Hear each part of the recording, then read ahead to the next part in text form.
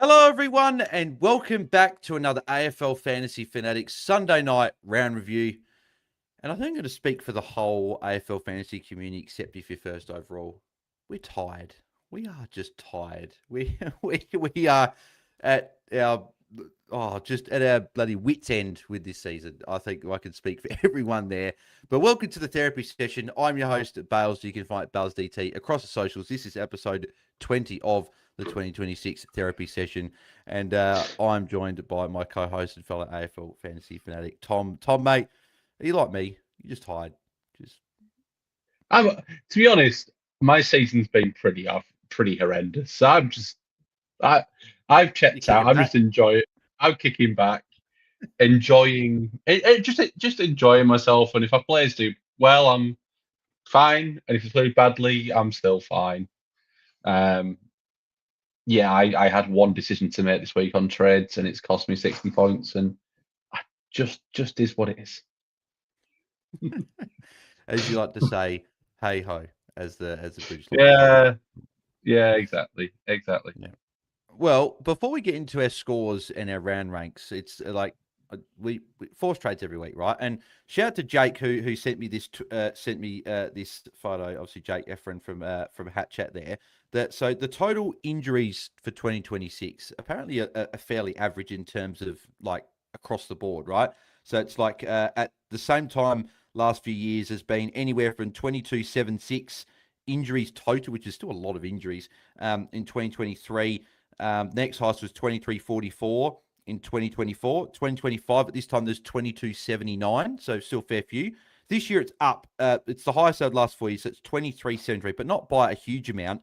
But the big change is that the injuries to premiums, averaging 95 plus in fantasy, has doubled. It was last 3 years, it was 73, 83, and 69. This year it's 141. So that just shows the difference between we're just getting a lot more of these premium players get injured. So it's bad. And we had another one today. Ryan Marshall, with about 3-4 minutes to go, did his back with some back spasms. So that threw all of us into chaos. I know, Tom, you said that you were on the way back home from catch up with family. You got home and you missed it by a couple minutes. Would you have been able to I change could anything? no. Or no, No, you couldn't. I couldn't do it. I locked myself out on Friday night because I'm yeah, Yeah, there you I go. don't care. I had to adjust. So a lot of people knew I was bringing in Tristan Sherry this week, which may have dodged one there. So I ended up having to move Marshall back into my rucks, which meant I got Dante Vicentini, 58, with a couple of goals against Brisbane. I didn't expect that. So I would have get that, which wasn't too bad. And ended up getting in Mateus Philippou. So I was pretty happy with his performance, which was nice there. But I thought I'd just touch on that because that was the big thing from today. But Tom, how did you go in round 20? What was your score, your round rank, and your overall rank? I had a very middle of the pack week. So I had a 22.78, which was a round rank of 16.7k, which has moved my overall rank up almost exactly 100 spots to 7.8k. Yeah, I think 5 scores of 70 or below, which is just not good enough at this time of year. You're happy with one or two of that level, but to have five at 70 or below is just going to mean a poor week. Yeah, no, I feel your pain. That is for sure. I had a 2307, so not too much better. Round rank of 11,436. So that put me up 160 spots up to 2361. I was sort of hoping that with all this carnage that maybe with a decent Filippo score, I might have been able to get into the top 2K. So we're just outside there. So it'd be a nice finish inside there and see if we can crack the top 1,000 with a month to go in the season. In terms of, sort of 70 or below scores, I think I had one, two, three. I had three, but there was a couple of 70s in there as well. And obviously one of them was, oh no, five. So I had Vicentini obviously coming on as well. So fair few for me as well, unfortunately. Plus and minus three for the week. Who gets that for you? Plus three. I'm going to give you the big one. Um, I'm going to give my plus three to Sammy Walsh. I think he deserves it after a pretty average year, but it's improving. He's getting up towards that 100 average. He's getting a lot more. He played really well in this one, filled all the stat lines. I'm just happy that hold has kind of, it's just been solid enough not to be an issue for me. So I'm going to give it to Sam Walsh with 116. After only having one score over 110 in up to around 17, he's done it 2 of the last 3 weeks. So that's not bad. And he's got the big riding of Sharon on the side of his head, thanks to Ollie Florent for doing that, meaning he had to go off the ground. -3. Yeah. -3. I mean, it comes to me, but I'm going to give it to a gentleman who probably I shouldn't have. But I do, and that's Dan Houston, the wingman. Dan Houston lining up on a wing against Adelaide. I couldn't believe what I was seeing, and it kind of didn't get better from there. It was only one rotation he played on the wing before going back to halfback, but Adelaide had a tough matchup, but 58, and my team being in bad enough of a shape that there was no way I could loop with Houston. I had other issues in the defensive line. Yeah, as Will said in the chat, why do you still have Houston? That's because my team is bad. I've had a lot of false trades, as is a lot of people, but my team's just bad. So yeah, Dan Houston, 58, putrid. Yeah, it's Jeremy Howe. If Howe ends up retiring, I think that'll be where Dan Houston actually goes all right. But every time Jeremy Howe comes back in, Dan Houston just falls away. It's just I know this. You go. Yeah, I know the stats say that's and it probably is a big deal. He's had games where he just turns the ball over all the time. So then people don't want to kick it to him. Like, if you use the ball well, people will look for you. He's just been. It was a good starting pick. There was a time to jump off, which all the good coaches did, and all the bad coaches still have it. So there we go. What about you, Bells? No, I was just going to say with Houston, it's just, like if I start of the year they were saying, yep, he's going to take all the kick-ins, he's going to be our main distributor, everything like that, but that's sort of just fallen by the wayside just after a few weeks to start the year, unfortunately, which is to annoyance of people who've got Houston there, and for all of us that did end up starting him, even though he was solid for at least a few weeks. Plus, like, I'm going to preface this by saying I think all of our +3s are to Nasai Wang and Miller, right? That's just the universal one, because that was one of the best individual games I've seen. And it was pretty much, I think, a year to the day that he did what he did against Melbourne, where he should have got 3 votes. And today went even better with 182 points. What was it? What was it? Lazy stats that he had here today? Just he goes all right, that Naz guy. 46 and 4, I think. Yeah, 46 touches, 5 marks, 3 tackles, 4 goals, 1. Just not too bad. High score of the season. So I'm just going to give him the collective one. But a few people said in the chat, my +3. And I'm definitely giving it to this guy. Errol Goulden is back. 137. All the good coaches brought him in the first week he came back. That's it. That's what it comes down to. No, it's been a tough month to start with him. But 137, he looked back to the Errol of what we know, right? The midfield tog went over 50%, which was nice. It was at the point of where I'd be really happy. 41 disposals, only the 5 marks, only 3 tackles, but still plenty of the ball to get that big score there. Really happy. He's got a decent stretch of get matchups coming. I think for those that have got some forced issues, like I think a lot of us do, he'll be a big target if you're looking for a midfield, because he's at a cheaper price. So, and as Rumham said there, a couple of kick-ins for Errol as well. That was just disgusting, but you love to see it if you do own Errol. -3. Oh, Tom, hold me back. I shouldn't have brought this guy in. I shouldn't have. You can go. I haven't. Yeah, I know. And when I say people hold me back, but I wouldn't do anything, so it's fine. But LDU, 68. I've had him for 6 weeks. I have had 3 60s in those 6 weeks. Like, I don't really have a never again list, but unless he is like Hugh McCluggage cheap this week, like McCluggage be this week, which we'll talk about, I'm not having him again. It's a bad watch. I don't care that he got tagged up all the time. I don't care that there's a low stoppage game. And Tom, I know there are valid reasons why. I'm not saying I don't care what you're telling me. I don't care about the game. He's elder useless. That's why his nickname is that, because he just doesn't get it done. He's not a midfielder. He's a guy that's promised so much, and he just doesn't deliver. Yeah, yeah. They are reasons, but they are not excuses. He still was putrid. Like it was horrible. But we can't get. Well, I can't get rid of him. Maybe I can this week. It depends on the trade. Force trade.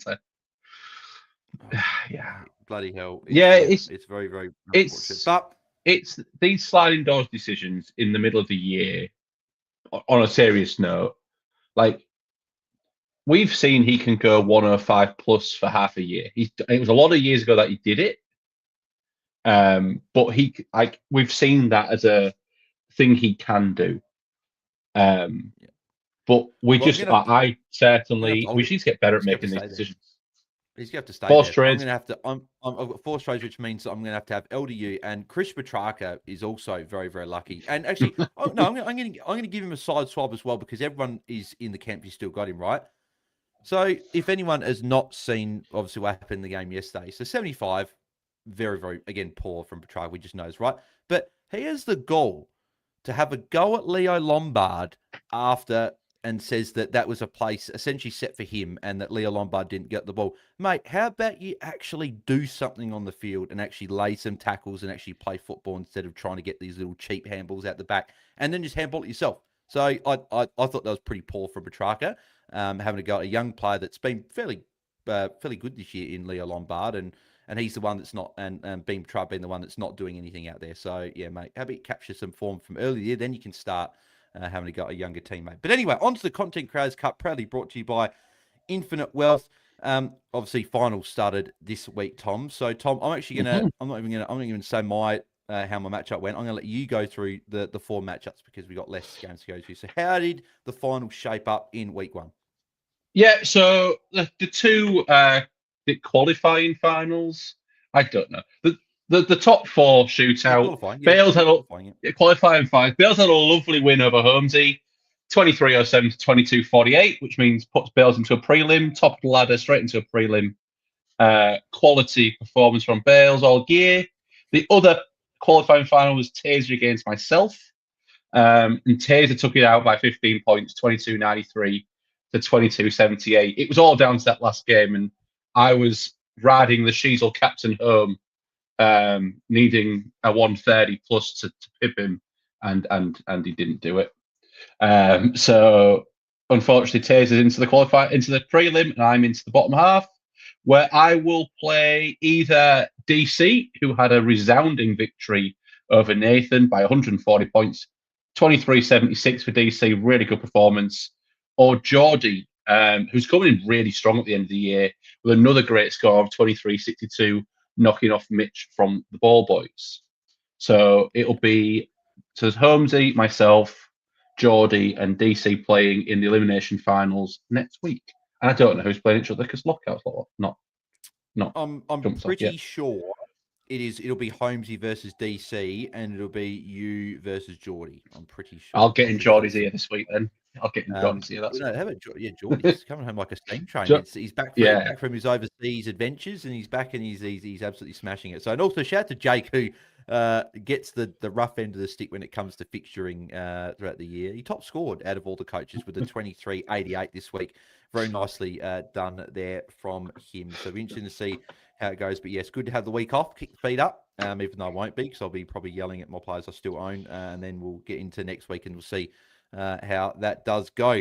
Let's get into the games. We obviously recapped Thursday night pretty much in depth on the Friday pod. I don't really want to go over this game too much because it was a pretty bad night, to be fair. But because Rowan Marshall is back spasms, and we don't know the extent of if he's going to miss time, because these back injuries, they can linger. Like, they're not just ones that will just disappear like that. There could be something lingers for next few weeks. So if Rowan Marshall misses, or conversely, if he's just a trade out in general, Darcy Cameron, can we do it again? Can we go back? He has West Coast, and Geelong in the next 2 weeks. Like, he has the best matchups, clearly, of any ruck in the next 2 weeks. I mean, you can. Like, I'm not even going to try and say you can't. Like, you can. It's 2 great matchups. Ever since me and a lot of Cody traded him out a few weeks ago, he's been doing everything we want him to be doing. He's it's ridiculous. Like, really behind the ball, taking marks, getting involved in transition. Like, it's it's you can do 100% do. When did you trade him out? When did you trade him out? 3 weeks. I traded him out for Gorn when Gorn had Richmond. So 3 weeks ago, I believe. I didn't get any of the good scores. Yeah, so I haven't got. So after his Gold Coast Suns 68, I had enough. Trade him out. And yeah.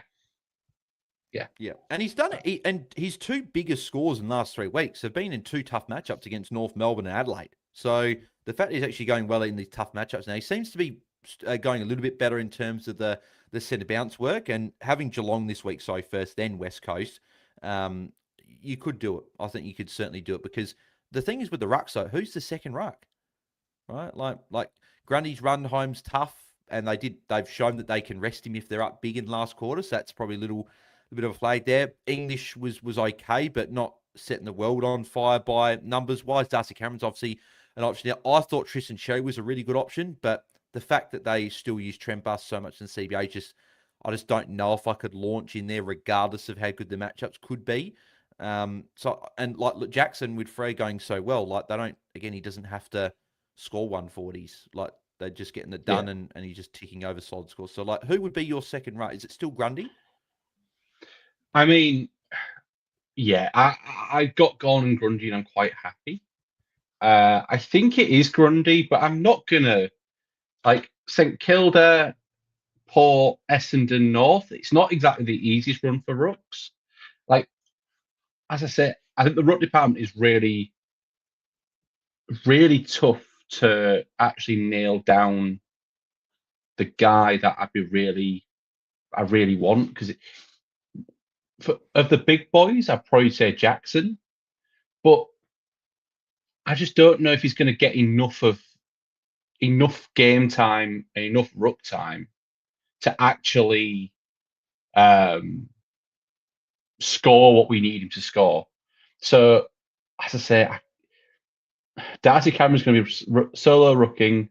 It's all the things I said 6 weeks ago when I brought him in are kind of still true, and he's in cracking form with 2 good matchups.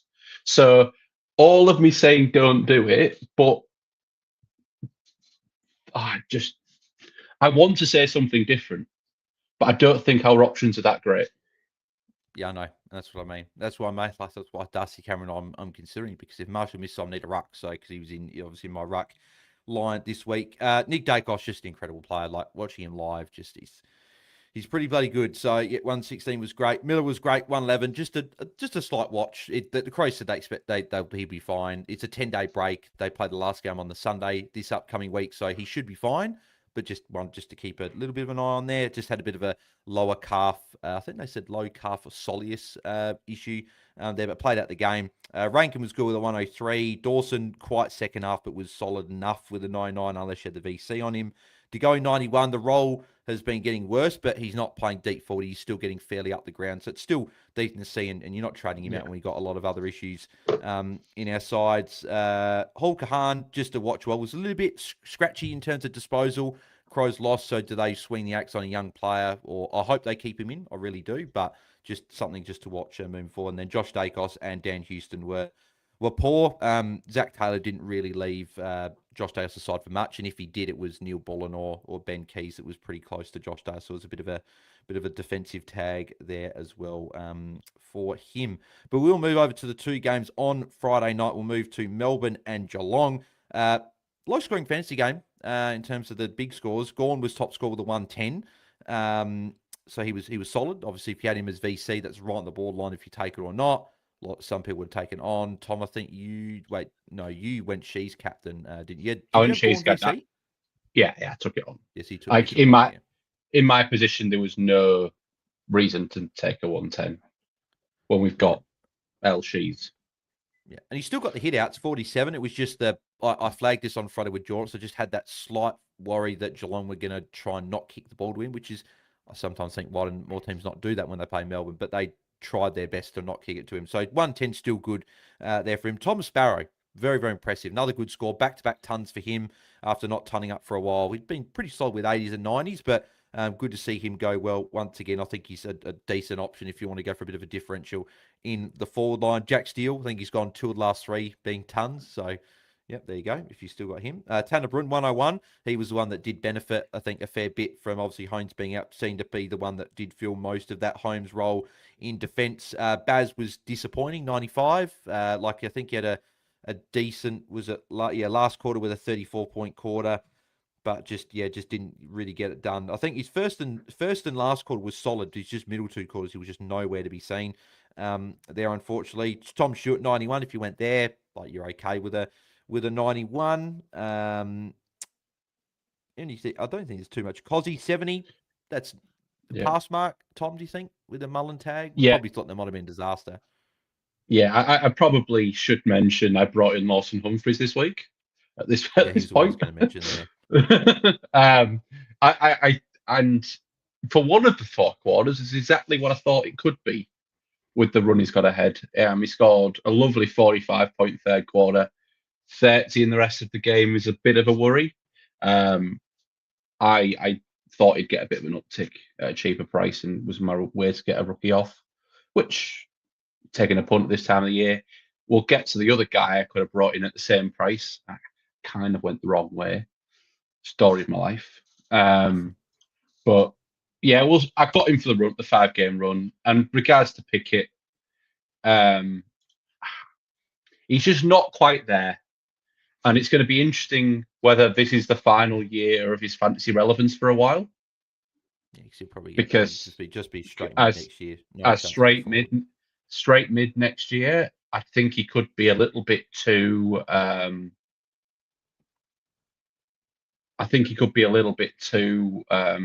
Up and down to pick as a straight mid next year, but hopefully some tagless games ahead and he can reward his owners.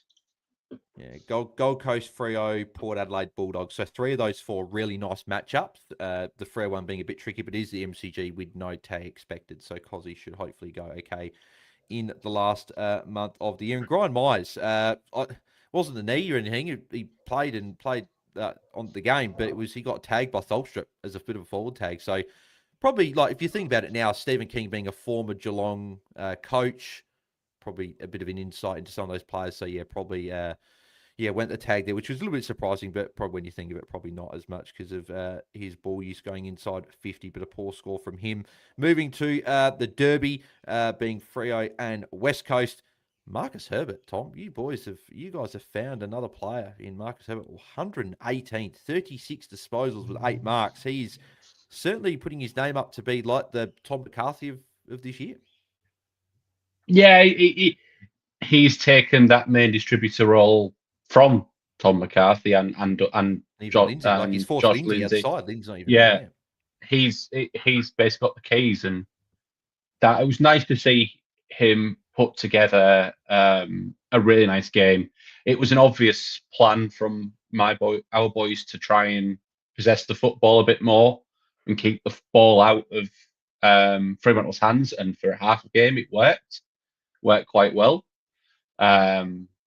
But unfortunately, our quality is just our inability to pull off simple football skills is just, it's not there. And that's where it's really frustrating as a fan that we just can't kick the ball 20 metres to each other without missing targets.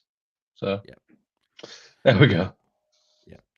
Tim Kelly, 113 was okay. It was pretty good as well. Luke Jackson, 109. Brayshaw, 104 was good as well there, along with Caleb Sarong. So it's is that 3-4 tons in a row for Caleb Sarong now?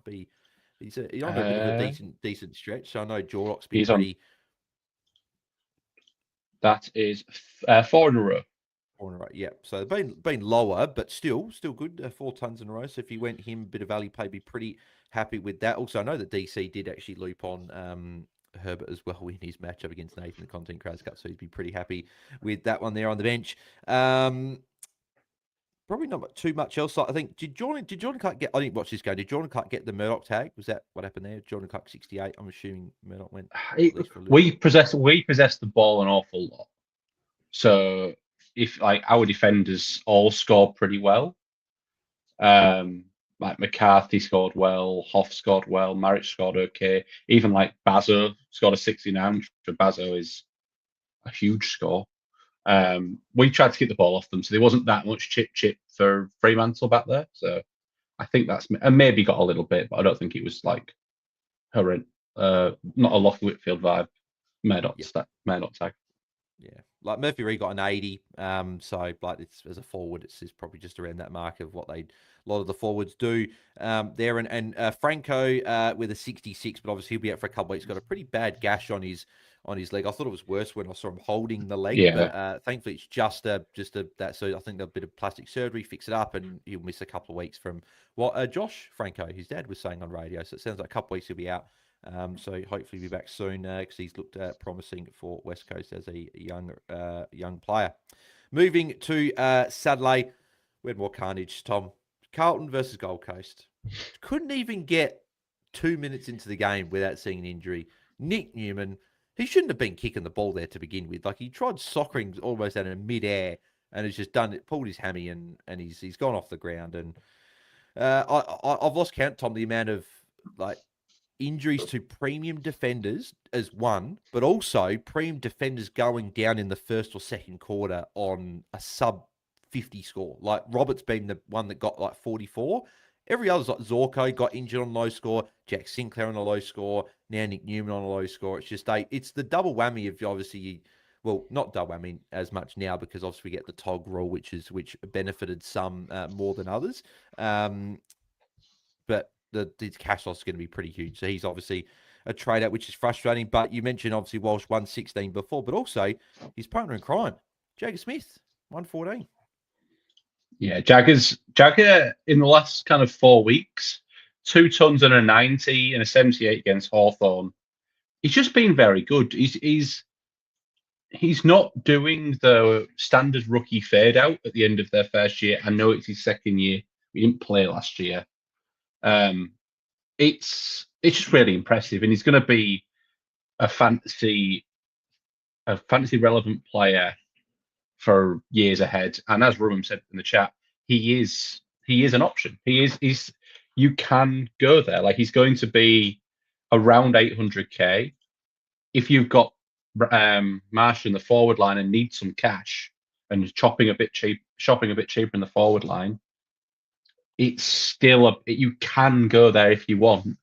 If it gets you that nice upgrade on the other end. Yeah, exactly. Yep. No, he's been very, very good, has Jagger Smith. Noah Anderson, 110, back to his usual ways. I think he copped a little bit more attention in the second half, but still, like 0 tackles was the interesting one there. But 110 for him, 30 touch with 9 marks was decent. So I think you take that. But owners certainly at halftime would have probably wanted at least a 120 from where he was. I think he was in the 70s at halftime there.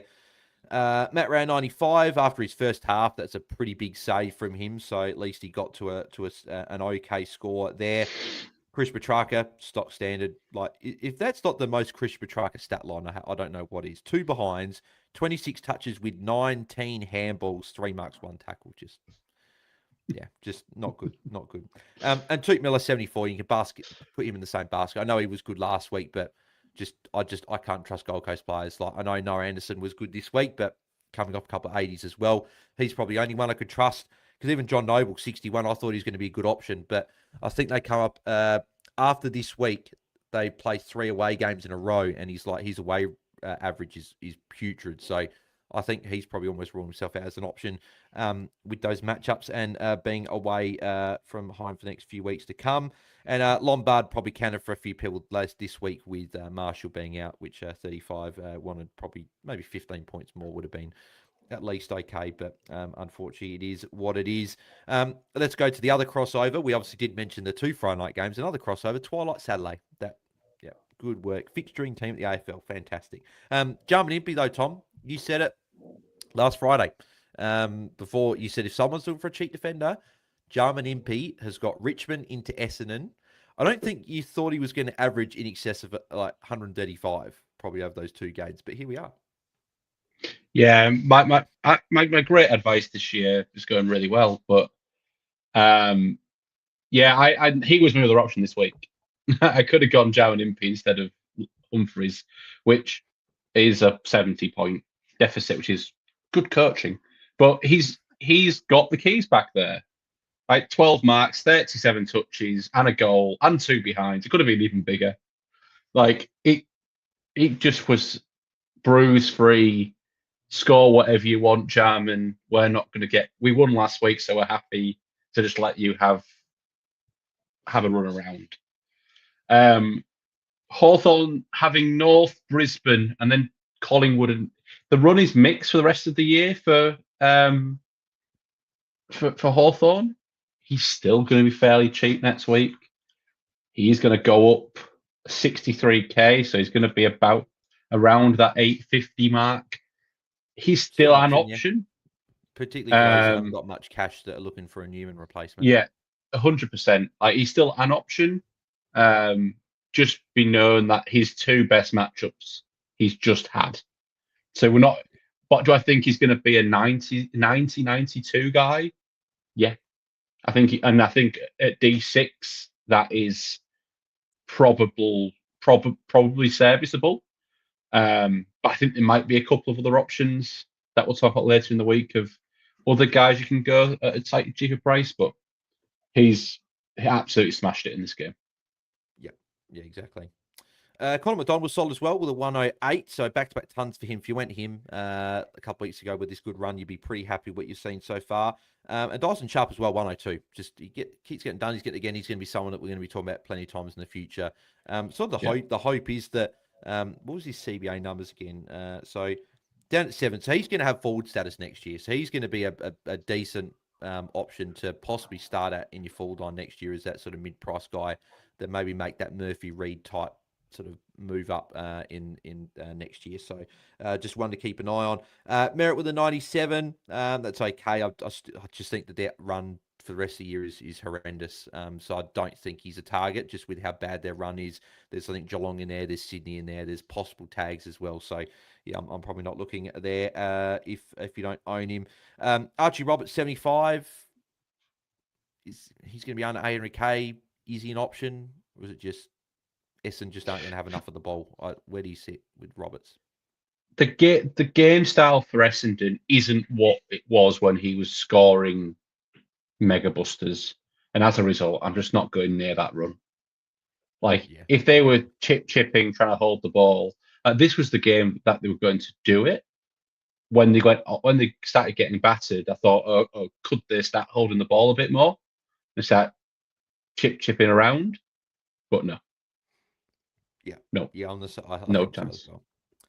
Lockie Blackiston, mate, 72. Oh, he's R3. He's still got. I'm still rocking a bit of Lockie at R3. Marshall's in your fourth one though. That would have been nice. He's in the ruck line. You would have got a bit of Blackiston on field this week. That would have been pretty nice. It would have been 20. It would have been kiss. Yeah. Jacob Farrow, 71 again, just ticking over the solid scores once again. Sam Durham, 70.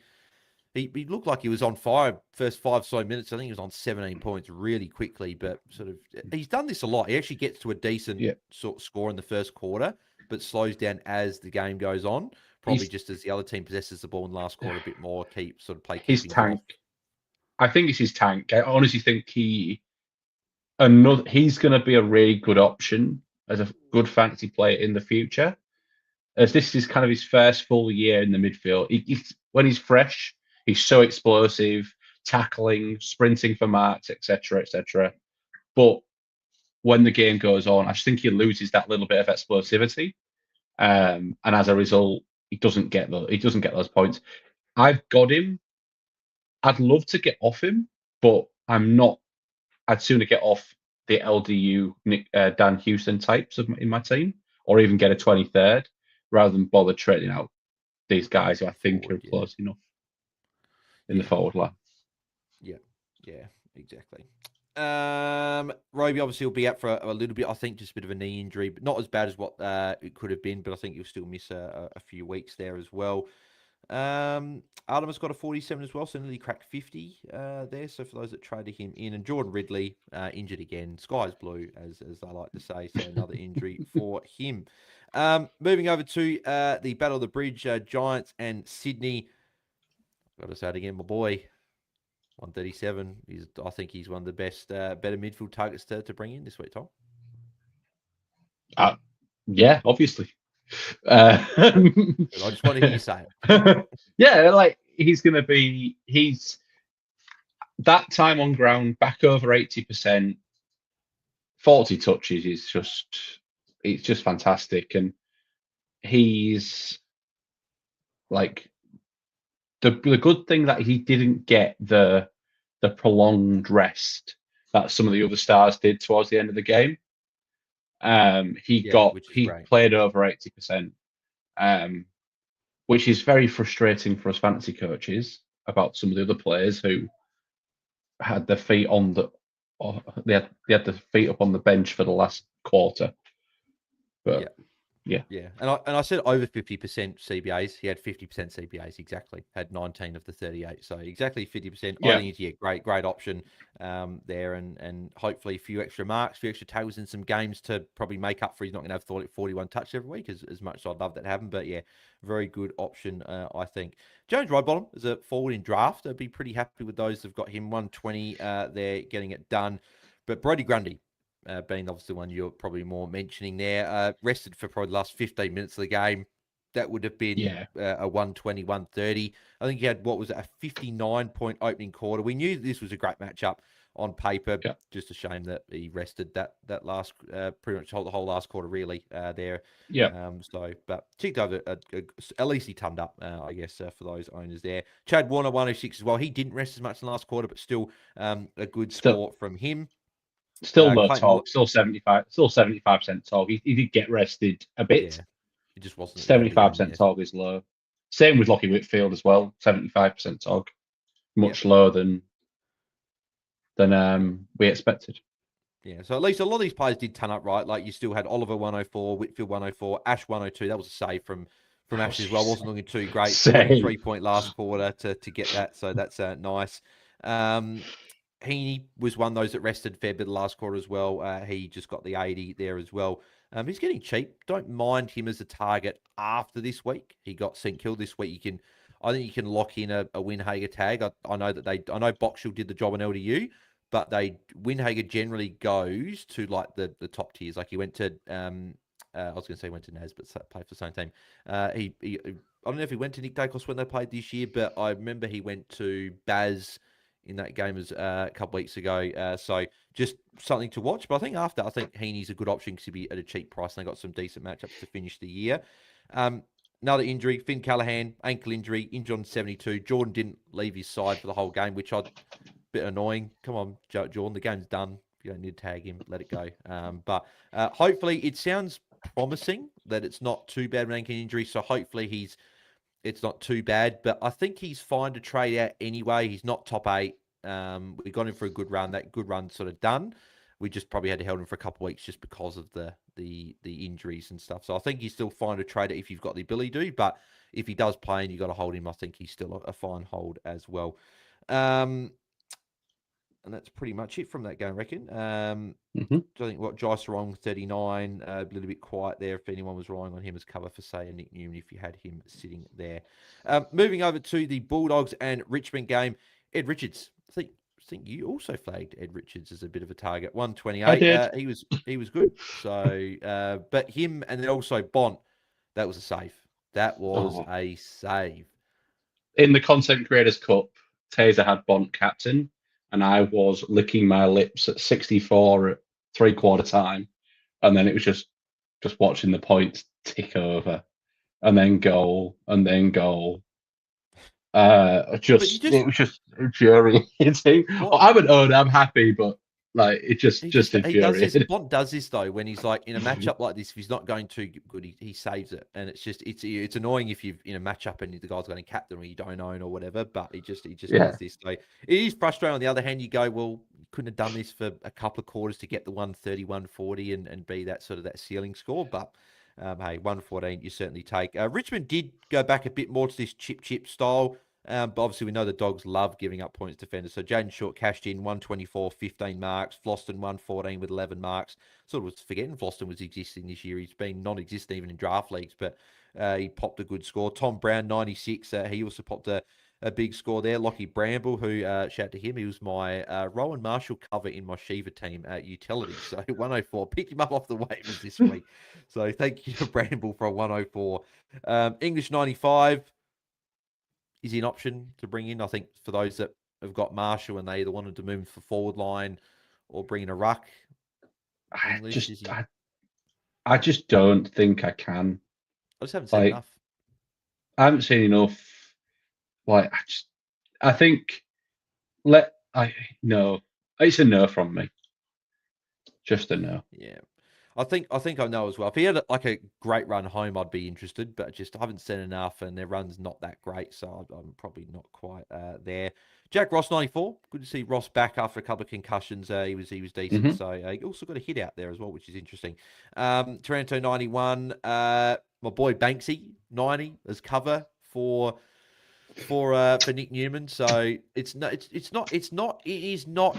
Two things. One, it's good coaching because you keep someone that's capable of putting up a score. But also, two, it's not kissed if you get him on for an injured 5.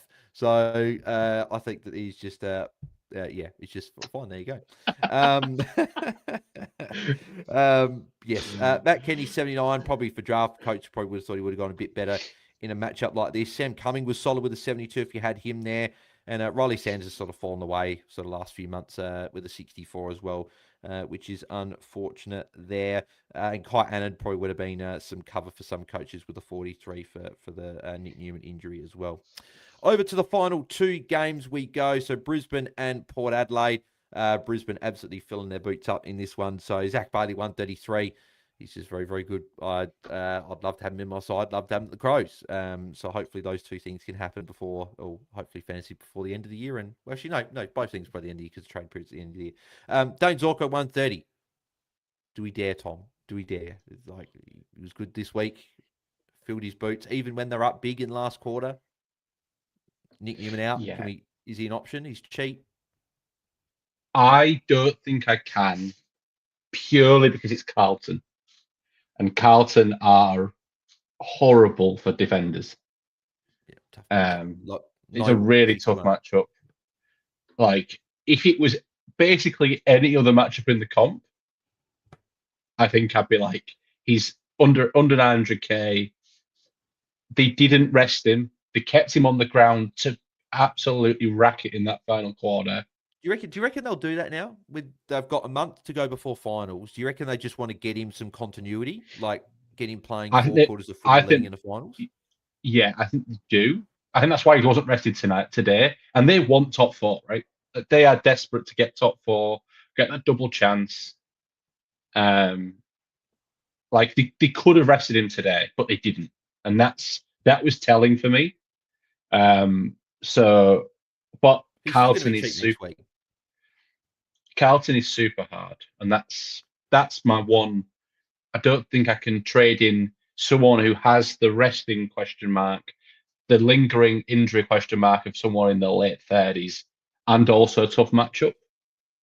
Like their final 3 matchups though are really good. When you look at it, Hawthorn, Gold Coast, Collingwood, so it's a decent end, and at least Hawthorn and Collingwood at their big games. There's no resting in those games. The Gold Coast one in the middle, but he's got a pretty decent record against them. I think I think he can go this week, but I'd want to wait another week. It just depends. Can you wait a week if Newman's out there, or like maybe a trade is Josh Dacos maybe after this week if you've got the ability. Possibly, run. I think because did I say that? Did Collingwood have no? Yeah, Collingwood have got Geelong this week, but then they got West Coast. So you think maybe a Milan Murdoch tag again on Josh Dacos? So that could be a bit of a move in round 22. Maybe you go, Josh Dacos over to Zorko, possibly if you want to do that. Yeah. Will Ashcroft 126. Like, I hate the guy, but I know for a fact I'll bring him on my side and I'll absolutely love him in pieces. He just boy. The thing that I don't get, Tom, and I messaged our group when this happened. Jasper Fletcher is about 35, 40 metres out from goal on not much of an angle. Will Ashcroft is pretty deep in the pocket, 15 metres away. Oh, actually, no, about 14 and a half metres away, maybe 13 metres away. And Jasper's just like, I'm going to kick it to Ashcroft for no other reason than just I want to pass to Will Ashcroft.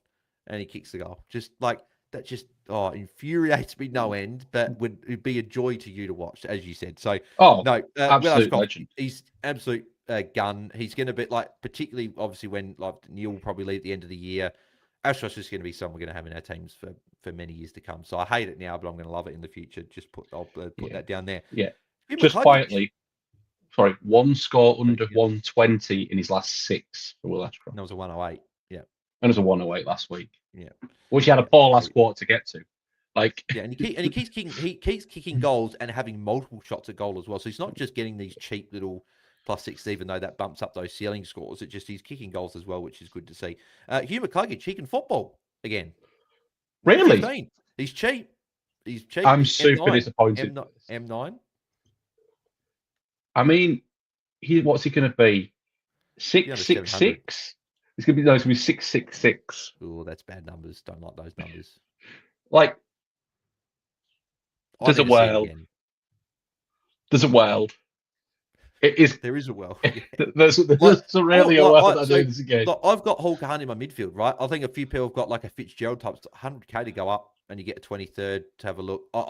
We Carlton this week, as you said, for Zorko. I'm the same with McCluggage. Not this week. Yeah. Watch it again. If he puts up a solid score and looks good again, I'd be decently keen to possibly look at that as an M9 the week after, or even go, if I've got to hold an LDU, even go LDU down to McCluggage, because why the hell not? To make some cash, it feels like an exciting move to make, but you're doing better than I am this year, mate, so I wouldn't be doing silly things like that. Horn Francis, 108 was impressive. I thought he was going to get tagged pretty hard, and I still think that could happen, but their last 4 games are decent. Like Sydney's the only real one I'm a little bit nervous, but I think they've got Melbourne and Essendon in there. I think they've got, I can't remember exactly who they've got next week from matchup. So Port Adelaide, they have got Giants. So it's a decent 3 last 4. So I still think good target in the forward line. If you traded him after he had the suspension, or you haven't owned him, I think he's a solid target. Josh Dunkley. So I looked at him as an option. I was pretty keen on him, and 107 again in a matchup where, again, Port don't play a huge amount of stoppages there. So I think he's still an option. I think he's getting it done. 7 marks, 9 tackles to make sure he gets that score. So I like him at a decent target if you're looking for someone a little bit cheaper. Miles Bergman, what do you think about him as an option? So he's cheap. He played midfield again. It's 23 CBAs. His TOG, I think, moved up a little bit more to 77%. Got stuck on the bench at one point, so that probably would have been 80%. He's someone I'm considering with a decent run home for Newman when I don't love a lot of defensive options. He's someone I'm considering at D6. What are your thoughts? I wouldn't necessarily do that purely because I just don't know if he's got the premium ceiling. Like, and I'm saying this as someone who brought in Lawson Humphrey, so I am a massive hypocrite. But I'm just looking at his season. He's not tonned up. And I know he's got 1 ton against the Crows, of course. But I don't know if you want to bring in a guy who's probably going to average 85 for the rest of the year. Like, all the way down from if you're going like a Jacob Farrow on field at D6, down to Miles Bergman, yeah, I don't mind that. But if you're going from a premium all the way down, that just seems like you're like absolutely taking a haircut on points for no apparent reason when you can get a top 6 defender without doing much cash.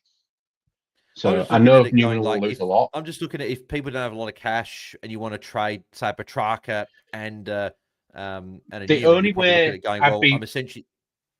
only way I would be happy, in my opinion, is if you're like, right, I think Hall Kahan is going to be a premium scorer in these next 2. With Richmond and Essendon in the next 2 for Adelaide, and I want someone I'm happy looping with, then you could maybe loop Bergman and Hall Kahan. I can see that as a play. Whether it's a play I do, maybe not, but it's a play. But I just don't see Bergman as this elite. I am a guy who started with him, so I just don't see him as this elite scorer. That's going to be worth taking all this haircut. It screams of Sam Banks. So, and I It might does be a little wrong with bit. that, but it does scream a little bit of Sam Banks. I'm just looking at because Newman's losing another 74k, so it's again another defender that's going to lose a shitload of cash. And you need, if you want, say, Brad Hill in defense to then chugging forward eventually, you're going to need near 200, you're essentially 200k right to get up there. And people just don't have that cash. So, like, maybe you could go you're essentially going, maybe could you go like a Petrarca to a Bergman, essentially, and then you're going Newman up to Brad Hill. Like, that's something that, like, I've looked at possibly as a bit of an option there. I just don't love the other defender options, to be honest. It's just not, because they're all getting injured. I just don't love them. So just an option I think that is something to consider. But agree, I don't think he's got the big ceiling that you'd be really, really wanting. Lockie Neal 78, a little bit quiet in this one. I don't know if he got a tag or anything like that. I didn't watch too much this game, but yeah, lower score from him. I think Will Ashcroft's definitely the one you want to own in that Brisbane midfield, and maybe Hugh McCluggage because of how cheap he is. Dante Vistetti, shout to him, 58. What a man, coming through when I thought I should have traded him weeks ago. Vindication for not trading him. This is why I didn't trade him. I knew he'd be available at some point. Didn't see him kicking 2 goals and scoring 58 against Brisbane at the Gabba. Ty Gallup, 60. Good score for him, but bit of a thug act, to be honest. Not a great action of picking Georgiades up and slamming his face back on the ground. So I think he'll have a bit of a hole. I think that's worthy of a 2-3 week suspension, if I'm being honest. If Fogarty's getting 3 weeks for a tackle that went a little bit wrong, getting him high, and Gallup does an intentional out behind the ball, I think he should be getting in and around that. So we'll see. He'll be a red dot, at least for me, on the bench for a couple of weeks there, unless I do trade him down. But forced trades will not allow that to happen. Moving to the final game, North Melbourne St Kilda. We mentioned the Cy Wang Miller, but wow, what a player, Tom. What a player. Like, that was one of the best. Obviously, I've got a shorter span of watching football than a lot of you guys, but that was probably the best single player game of football I've ever seen.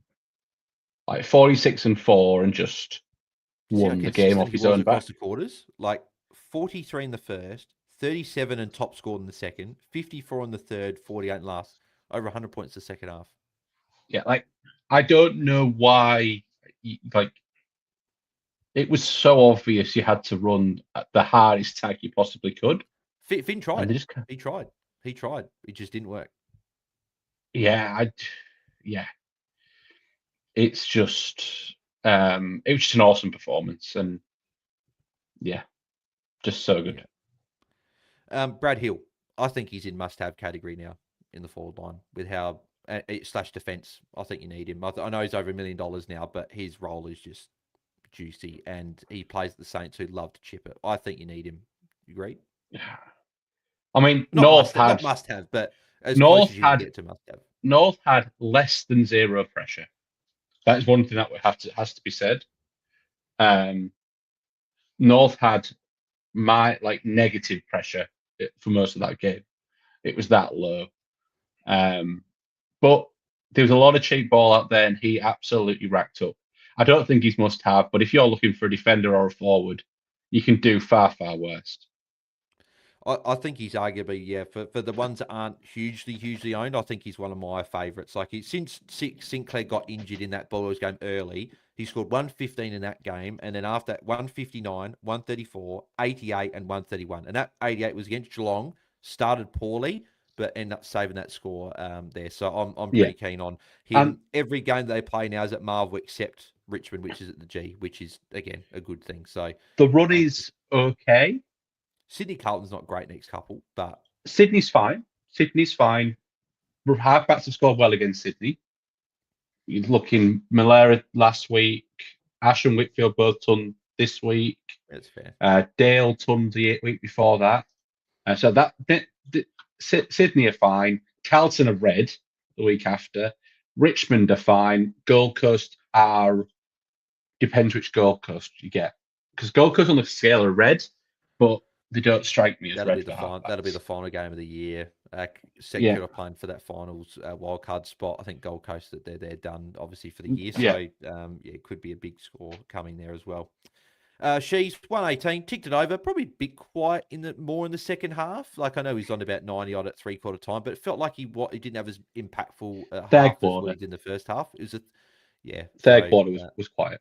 Yeah, yeah. yeah, so The game was super low stoppages, and it seemed to pass him by in that second half a little bit.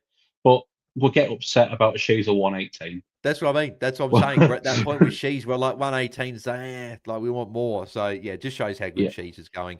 Hell Hawthorn yeah. this week, they're a green matchup at the moment. So I think that's hopefully a better score from. Well, I say better, right? Just because in my head subconsciously I just go, I need a Shees 120 or it's not good enough. So, but no, 118, you're pretty solid with that there. Yeah. Darcy Wilson 113 was solid, just getting it done once again. Mateus Philippo, obviously I jumped on him with not a huge amount of thought, but I thought about it during the week. I thought I liked him as a target. So, your thoughts on him as still a forward target, right? Another solid score from him. North aren't a great matchup, particularly for mids, and it was all defenders chipping around this week. So, 94 is a decent score, and CBAs wasn't as many as previous weeks. I think Boxer was the big reason for coming in and taking a lot of those, but his TOG was up though, which was good. It was up at 80%. Yeah, I mean, he's going to be cheap. What's he going to be? He's going to be about 750. If we're looking for Marshall replacements, like this is, and to gain a bit of cash, I think you can do far worse than having a roll the dice on Philippou. Once again, the run is middling. It's not horrendous. It does have an Essendon in there as well. So you can do far worse. And it's one of those, if you fancy bringing him in as a midfield forward 23rd, that's also a really nice option as well, I think. Yeah, agreed with that one. Parker 91, that was a save. That was looking Save. disastrous in the first half, but that he certainly finished off strong to my anger in a matchup in a league that I was pretty keen on. Who else we have here? Max Hall 79, caught a bit of an injury. Along with Garcia 67. So those two both had injuries. I think they were both spent a bit of time on the bench. I think they were both ankle injuries. I know Garcia definitely was an ankle injury. So if you did take the punt on him, just to watch on him there, because it didn't look too great. But just watch and see how he pulls up there. McKercher 69. I got a bit lost with McKercher today. Like he started in defence. Then he had some CBAs. Then I sort of lost where his role was. Like again, I still don't really know why he doesn't get like if they're hell bent on playing him ahead of the ball, just play him ahead of the ball. If they want him half back, put him half back. I don't get what North Melbourne are doing with McKercher. Like even watching the game, I was like, I'm lost. What's his role? Like I don't know. Yeah, I think he just plays wherever, but not well. I just think he's a bit luxury. He seems to always pop up as that guy who's receiving it from kick-ins, and then you lose him for the next 15 minutes of the game until North have another kick in and he gets another +6 in transition. I just think the season can't come, the end of the season can't come early enough for McKercher, so we can have a proper sit down with the North coaching staff and they can draw up a plan for him to get the best out of him for North for coming years. Because he's obviously a talented player. I just think both him and North are a bit lost at the minute of what to do with him. Yeah. Um, I just had a thought that I haven't thought about this. It just came to my head, right? Like play my half back, running half back. Like just leave him there. Ball distributor, take the kick ins. Like dude, I don't understand. But anyway, I'm not the not I feel like he needs when he does that though, when he has He needs done that, continuity. That's what he needs. he does need continuity. But when and obviously there's North fans around, but when I've watched him do that, he very, very sideways. He doesn't want to kick forward very much. It's always I'm going to go the easy kick sideways and then back sideways and then back sideways, rather than actually north south. But Taddy boy maybe he goes there in 12 months time. Yeah, I think that could be something that's on the cards for sure. Skip over LDU, get out of LDU. it. LDU, get out of our teams. Simple as that. We want you gone. But funny enough, Hawthorn this week's a good matchup. So, like, I don't know. Honestly, I'm lost with what to expect with LDU now. I'm gonna have to hold him because I've got other issues in terms of forced trades. That's fun. Wilkie 61. Was there like was there a tag or something? Or was just a poor score because all the Saints guys racked up except Wilkie? Like, this was my worry with Wilkie, that it's not something you can really rely on week to week. This is a couple now. I watched the game and Wilkie just wasn't involved, and I don't really know why. I didn't notice any kind of specific defensive forward play I didn't either. Yeah. Maybe it was from just a like a. team thing. Maybe they just stayed around him and he just wasn't open for those plus sixes. That was But probably the. it seemed to be that not St Kilda were just getting out of their back half so easily that there was no need to go round. They were able just to go long down the line, or just give it. It seemed to just give it to Nas, and Nas just went forward and did everything. There wasn't a lot of Yeah. switching, which is where He racks up the points. He Wilkie still had 9 marks, racks. though, right? He still had 9 marks. It was just he only had the 15 touches, where normally if he gets those 20, 25, then that's where he's up. Yeah. Up there. So just a bit of a flag there. Now, Tristan Sherry as well, 61. So, like, again, I'll probably dodge one, right? The fact that Vicentini essentially matched Sherry, and also got Filippo on the other end there. So, but, like, I still don't quite know exactly what's going on with X. So, he's still at the 77% top, but he was back down 8 CBAs, and Trembath had 17. So that's a big difference. Like, I thought the previous couple of weeks, I thought he was all right against Gorn. Not amazing, but then the week before he was great against Collingwood. And yeah, you're thinking, well, TDK, big jumper. They probably thought That's Trembath better match up in the midfield. But yeah, I just sort of thought that he would have had more than the 7, put it that way. Or sorry, more than the 8. Yeah, I mean that's why they've done. They've seen TDK. I thought it was really quite good, to be honest, considering he's been out for a month. Bad for us Marshall owners. I thought TDK was. Did you hear what he said really pre-game? Sorry, did you hear what he said post-game in his interview? He No. said that the plan was to play a lot more forward than in the ruck today, which just another dagger to everyone that had Marshall going, oh, well, Marshall would have been pretty good today in that. But yeah. Yeah, like I mean, it's a really nice run for North on the way home. That's But what I mean, right? But can you trade into him now? Like no, Hawthorn, Meek's not a big jumper. English so is, but then you got Geelong. So it's like the next 3 are great, because I don't think Reeves will be back next week. So it's like I'm still looking at extra target, but I really don't want to trade into that now after such a bad score. yeah, and I think whenever there's a jumper, Cherry's just not there. And as I say, it was super low stoppage, which is where Cherry tends to get most of his score build, is at these stoppages. And if there's no stoppages around the ground, then he's just not going to have time to build his score.